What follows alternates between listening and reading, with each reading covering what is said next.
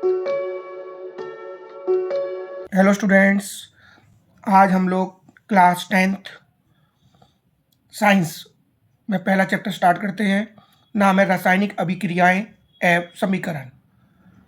ये हम जो आपको बता रहे हैं ये 10th के हर चैप्टर के इम्पोर्टेंट क्वेश्चंस हैं। बहुत सिंपल और सरल लैंग्वेज में लिखे हुए हैं। जैसे कि मेरे पास ये पहला क्वेश्चन है, संयोजन अभिक्रिया से आप क्या समझते हैं, उदाहरण देकर स्पष्ट करें। सबसे पहले तो हमें दो वर्ड उसने यूज किए हैं, संयोजन अभिक्रिया से आप क्या समझते हैं। तो पहले तो हमें संयोजन अभिक्रिया क्या है वो बताना है, फिर उसका हमें एक उदाहरण देना है। जैसे जिन अभिक्रियाओं में दो या दो से अधिक पदार्थ जुड़कर एकल पदार्थ का निर्माण करते हैं उसे आप संयोजन अभिक्रिया कहते हैं। यानी जैसे मेरे पास एक समीकरण है CaO, जिसे आप लोग बोलते हैं बिना बुझा चूना, यानी कैल्शियम ऑक्साइड। इसको हम जल के साथ अभिक्रिया कराएंगे। जल का मतलब है H2O, देता है CaOH ट्वाइस बुझा हुआ चूना, प्लस में ऊष्मा इसमें से बाहर निकल जाएगी। उसके बाद दूसरा क्वेश्चन आप लोग देख रहे हैं, वियोजन अभिक्रिया किसे कहते हैं, उदाहरण देकर स्पष्ट करें। सबसे पहले वियोजन अभिक्रिया क्या है, जिन अभिक्रियाओं में एक पदार्थ जिसको हम लोग बोलते हैं अभिकारक, दो या दो से अधिक सरल पदार्थों में टूट जाता है उसे आप लोग वियोजन अभिक्रिया, वियोजन का मतलब है टूट जाना, बट जाना। उदाहरण क्या दे सकते हैं आप लोग, CaCO3 कैल्शियम कार्बोनेट। ये फॉर्मूले याद रखो, जरूर रखें आप लोग। अभिक्रिया की ऊष्मा के साथ, हीट के साथ, देता क्या है CaO कैल्शियम ऑक्साइड, अभी पढ़ा था आपने, जिसको बोलते हैं हम लोग बिना बुझा चूना, plus CO2 carbon dioxide gas. अब हम दो परिभाषाएं फिर पढ़ेंगे। विस्थापन अभिक्रिया किसे कहते हैं, उदाहरण देके समझाएं। और दूसरा आपका है द्विविस्थापन अभिक्रिया किसे कहते हैं और उदाहरण देके समझाएं। तो सबसे पहले बात करते हैं विस्थापन अभिक्रिया किसे कहते हैं। विस्थापन में क्या होता है, यानी कि जब कोई भी ऐसी अभिक्रिया जिसमें एक अधिक क्रियाशील तत्व कम अभिक्रियाशील तत्व को उनके यौगिकों के घोल से अलग कर देता है, उसे आप लोग विस्थापन अभिक्रिया कहलाती है। विस्थाप का मतलब उसको छोड़ देना, अलग हट जाना उससे। जैसे उदाहरण क्या है हमारे पास, Fe का मतलब होता है आयरन, लोहा। अभिक्रिया किसके साथ करेगा, कॉपर सल्फेट CuSO4। अभिक्रिया करने से क्या बनेगा आपका FeSO4, फेरस सल्फेट, और साथ में क्या निकल गया, कॉपर। यानी कि विस्थापित कर दिया, एक जगह से दूसरी जगह चला गया। देखो पहले यहां पर SO4 किसके साथ है, कॉपर के साथ, और यहां देखो किसके साथ आ गया, आयरन के साथ। अगला आपके पास है द्विविस्थापन अभिक्रिया से आप क्या समझते हैं, एक उदाहरण से समझाएं। यह अभिक्रिया जिसमें दो यौगिक आपस में अभिक्रिया करके आयनों का आदान प्रदान करते हैं। आप स्टूडेंट्स देख पा रहे होंगे, बिल्कुल सिंपल लैंग्वेज लिखी हुई है, और उम्मीद करूंगा कि आसानी से आप उसको याद कर पाएंगे। उदाहरण क्या है इसका, देखो उदाहरण BaCl2 जो कि एक्वस फॉर्म में मिलेगा, नाम है बेरियम क्लोराइड। बेरियम क्लोराइड अभिक्रिया किसके साथ की, सोडियम सल्फेट Na2SO4, ये भी एक्वस फॉर्म में है, देता है BaSO4 बेरियम सल्फेट, और क्या निकलेगा, सोडियम क्लोराइड NaCl यानी नमक। अवक्षेपण अभिक्रिया किसे कहते हैं, उदाहरण देकर स्पष्ट करें। ये जो अवक्षेपण अभिक्रिया है इसे बोलते हैं हम लोग प्रिसिपिटेशन अभिक्रिया कहते हैं, प्रिसिपिटेशन रिएक्शन कहते हैं। क्या बोलते हैं, प्रिसिपिटेशन रिएक्शन। तो सुनिए, वो अभिक्रिया जिसमें विलयन से अलग होकर एक अवक्षेप ठोस का निर्माण होता है उसे अवक्षेपण अभिक्रिया कहते हैं। समझ में कुछ आया मेरा? उदाहरण BaCl2 barium chloride plus NH42SO4। NH4 का मतलब है अमोनियम, SO4 का मतलब है सल्फेट, अमोनियम सल्फेट देता है NH4Cl अमोनियम क्लोराइड, और साथ में क्या निकल जाएगा? BaSO4 barium sulphate. समझ में आ गया होगा? आपको एक रिएक्शन और बताता हूं, लेकिन आप एक ही रिएक्शन तैयार कर सकते हैं, ज़्यादा करने की तैयार करने की जरूरत नहीं है। BaCl2 बेरियम क्लोराइड मिलता है Na2SO4 सोडियम सल्फेट देता है BaSO4 बेरियम सल्फेट प्लस में NaCl, क्या निकलेगा आपका? सोडियम निकल जाएगा इसके अंदर। जो अगली परिभाषा है हमारी ऊष्माक्षेपी व ऊष्माशोषी अभिक्रिया का क्या अर्थ है? उदाहरण दें।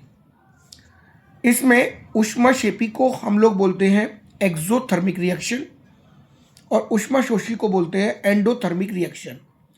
सबसे पहले हम लोग जो बात करेंगे ऊष्माक्षेपी अभिक्रिया की बात करेंगे।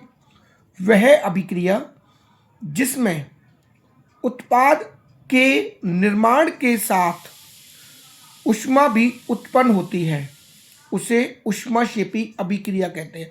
यानी जिसमें ऊष्मा यानी हीट निकल के जाए, जिसे बोलते हैं हम लोग श्वसन, इंग्लिश में बोलते हैं रेस्पिरेशन। उत्पाद, आपने देखा होगा ये रिएक्शन दिखाई दे रही होगी, इस वाले इसको बोलते हैं, जो एरो लगा हुआ है, एरो के इधर वाले पार्ट को बोलते हैं हम लोग अभिकारक, और इस वाले को बोलते हैं उत्पाद। इंग्लिश में बोलते हैं इसको रिएक्टेंट और इसको बोलते हैं प्रोडक्ट। उदाहरण देख रहे हो क्या है हमारे पास? C6H12O6 जिसको कहते हैं ग्लूकोज। अभिक्रिया किसके साथ की हमने? ऑक्सीजन के साथ।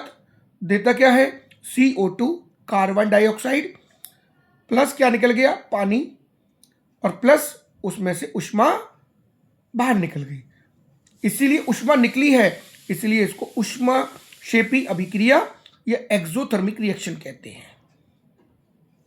दूसरा ऊष्माशोषी अभिक्रिया, जिसे आप लोग क्या कहते हैं? Endothermic reaction.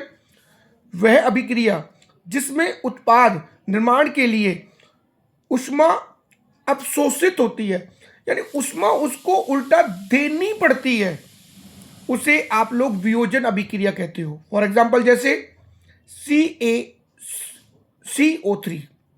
CaCO3 चूने का पत्थर प्लस ऊष्मा दी तो क्या बना? CaO बिना बुझा चूना, और साथ में क्या निकल गया? CO2 carbon dioxide gas.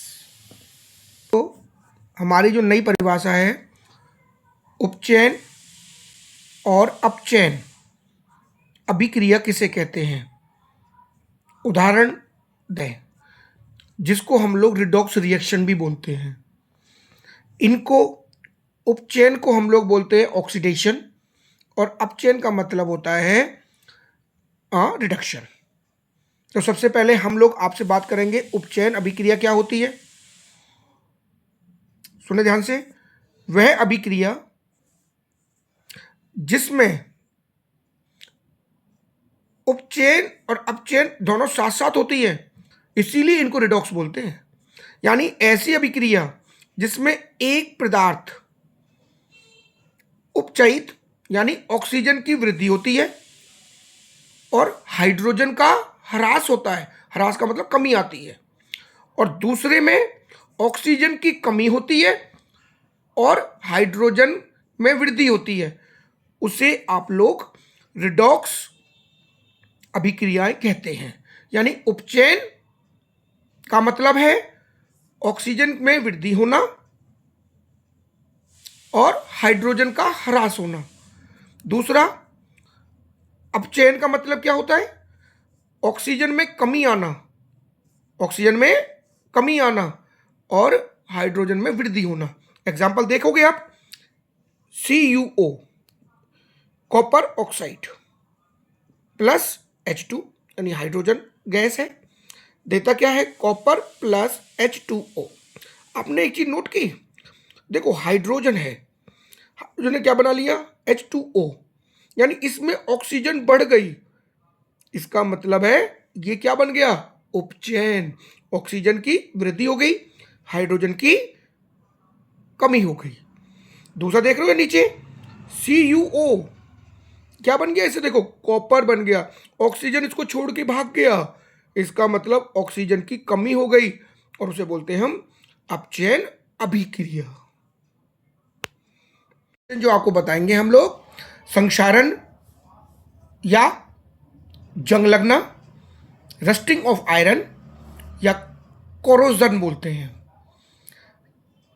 Hindi में क्या बोलेंगे इसको संक्षारण। तो संक्षारण किसे कहते हैं, धातु की सतह का वायु तथा नमी के प्रभाव से उपचयन होने से धीरे धीरे नष्ट हो जाना। अभी पढ़ा था आपने उपचयन का मतलब क्या पढ़ा था आपने, ऑक्सीजन की वृद्धि हो जाना, यानी ऑक्सीजन जब ज़्यादा होगी नमी होगी तो उससे क्या होगा, तो धीरे धीरे धातु नष्ट होने लगती है, उसी को आप लोग संक्षारण कहते हैं, उसी को हम कोरेजन बोलते हैं और रस्टिंग ऑफ आयरन कहते हैं। उदाहरण लोहे को जंग लगना, देखो आयरन किसके साथ मिला ऑक्सीजन के साथ, भाई बताया था हमने, नमी का मतलब पानी के साथ, देता क्या है Fe2O3 डॉट XH2O यानी आयरन ऑक्साइड।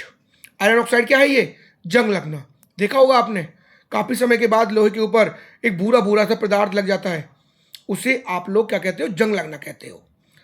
अब इससे बचने के उपाय क्या है हमारे, वो तो आपको पता है सबको भाई।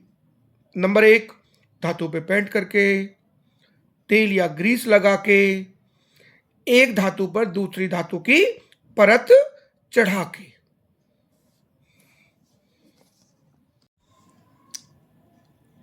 अगला क्वेश्चन देखेंगे हम, विकृत गंधिता किसे कहते हैं। विकृत गंधिता को फूड एडल्ट्रेशन कहते हैं हम लोग।